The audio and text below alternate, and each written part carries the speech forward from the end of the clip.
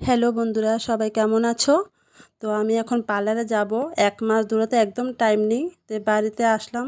তো এখন রেডি হচ্ছি, পার্লারে যাব। চুলের যে অবস্থা, সেটিংও করতে পারি না আজকে মনে 3 মাস। তো এখন পার্লারে যাব, ছোট্ট একটা ব্লগ করছি অনেক কষ্ট করে। তো তোমরা সবাই আমাকে একটু কমেন্ট করে জানাবে। তো এখন দেখো বেরি হয়ে যাব, গাড়িতে উঠবো, দেখতে থাকো।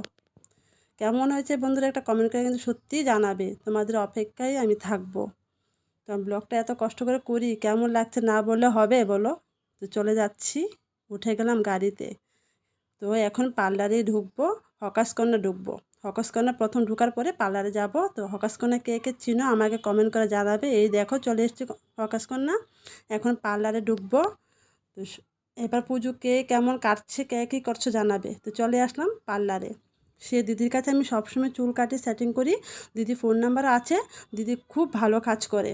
তো দিদির কাছে আমার চুল কাটা খুবই ভালো লাগে। আর আমার চুলটা এতটাই পাতলা যে চুলটাকে কিছুতেই আমি ভালো করে কাজ করতে পারি না, সুন্দর করে কাটতে পারি না, কোনো রকম সুন্দর করতে পারি না। তো যাই হোক, কি আর করবো, পুজোর উপলক্ষে চুলটা কিছুটা মানুষ করার জন্য পার্লারে গেলাম। তো দেখতে থাকো, এই যে দিদি চুল কেটে ফেলেছে। তো এখন আমি করব কালার। তো এই প্রথমবার আমি পার্লারে গিয়ে কালার করছি। তার আগে আমি বাড়িতে কালার করেছি, কখনো পার্লারে কালার করিনি। তো তোমরা আমায় কমেন্টে জানাবে কেমন হয়েছে।